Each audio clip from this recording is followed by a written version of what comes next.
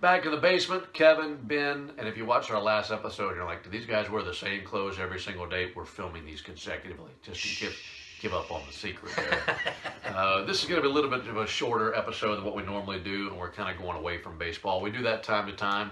But Kevin and I, earlier today, and as you're watching this, I guess this has been filmed about a week ago, we're at the preview center for SunTrust Park, and the announcement of a concert that'll be taking place at the ballpark on April 28th. That'll be a Friday night, if I'm not mistaken. Yep. Billy Joel will be performing at SunTrust Park. So that is a big, big name in the world of music to open up a brand new ballpark. We're pretty excited about that. And that got us thinking, as you've seen Billy Joel in person before, I never have, kind of thinking, well, what are some of the best concerts that we have seen? We thought we'd spend 5-6 minutes kind of going through that and kind of bringing up the hype for what we may see in April when Billy Joel comes to town. Well, and it's exciting. You know, what a great way to kick off the non-baseball event side of things at SunTrust Park than with Billy Joel, a guy who's been doing this for decades. I mean, you know, we've grown up on Billy Joel's music, so it'll be fun. I know I'll be with the team in Milwaukee. I'm sure you'll be able to scoot over and check out some of it. Why do the pregame show and just kind of sneak away for a few minutes? So if you listen to the postgame show that night and Ben doesn't sound like he knows what he's talking about, we know he was over checking out part of Billy Joel's set. But no, it's fun. And, you know, look, this is a trend you're seeing around, you know, these ballparks now are not just 81 events a year. You know, there's so many other non-baseball activities that'll happen, and expect to see that at SunTrust Park. So Billy Joel, a great way to kick things off, and I know that place will be rocking. So it'll be fun. I'll expect you to maybe record some of it for me while we're I will. It's a really big name, and the Braves mentioned today that they're expecting several other big names to be playing in the venue. We had an opportunity to hear from Derek Schiller.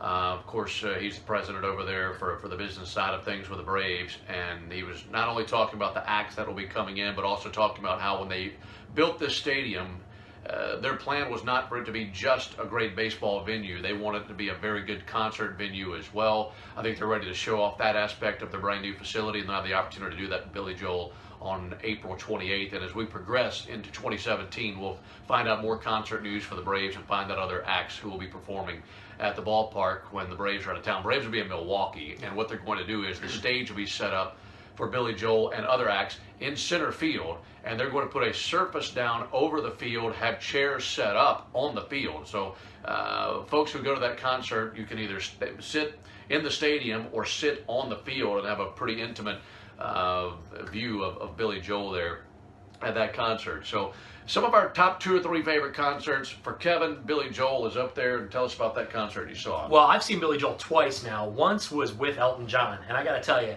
2 guys, again, that have been doing this for decades, touring. I saw them probably 6 or 7 years ago in Philly at Citizens Bank Park, where the Phillies play, and it was a show that, you know, when you get your ticket and it says show starts at 7:30, well, it never starts at 7:30. It usually starts at 8:30 or 9.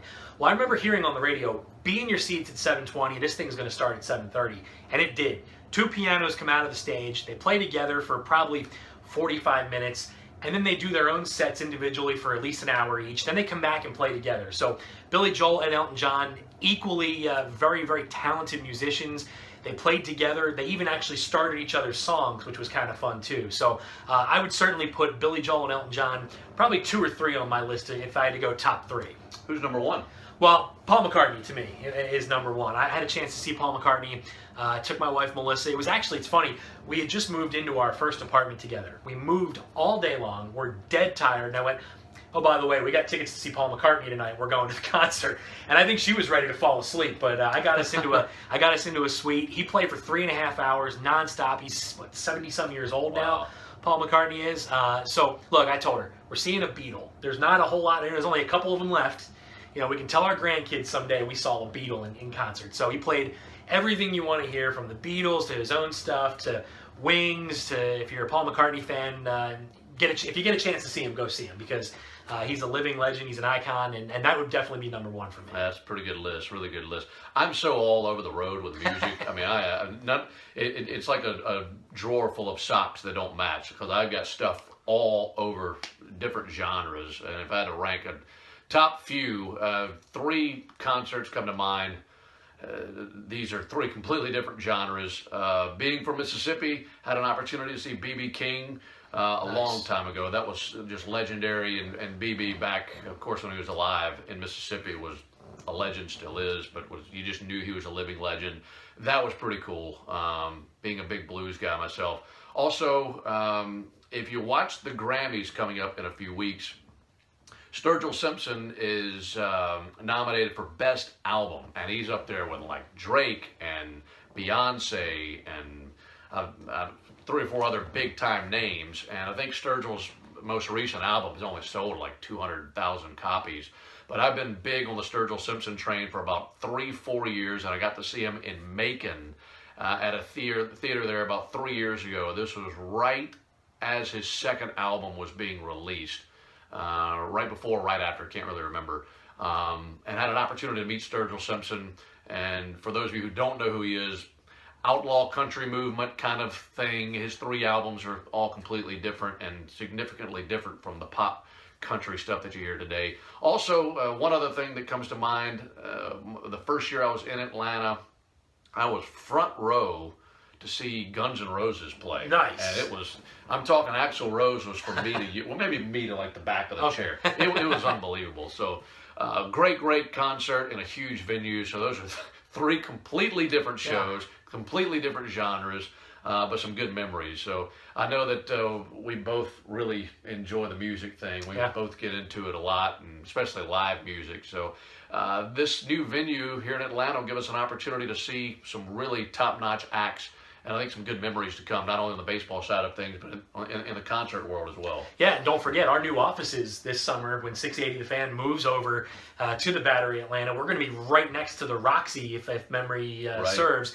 And that'll be having a lot of great music shows and performers showing up there as well. So I got a feeling you're going to be sneaking out the back door a couple times and going and checking out some of these shows. I might have to come with you. I might have to bring the guitar over to the new studio, and we could kind of do our own thing during games and everything. So, fun stuff, a lot to look forward to, not just on the baseball side of things, but in the entertainment world as well. With the brand new facility, that's going to attract so many different acts that we're excited about, and excited to see Billy Joel on April 28th at SunTrust Park. Hope to see you there as well. Till next time, Kevin, Ben, in his basement. See you later.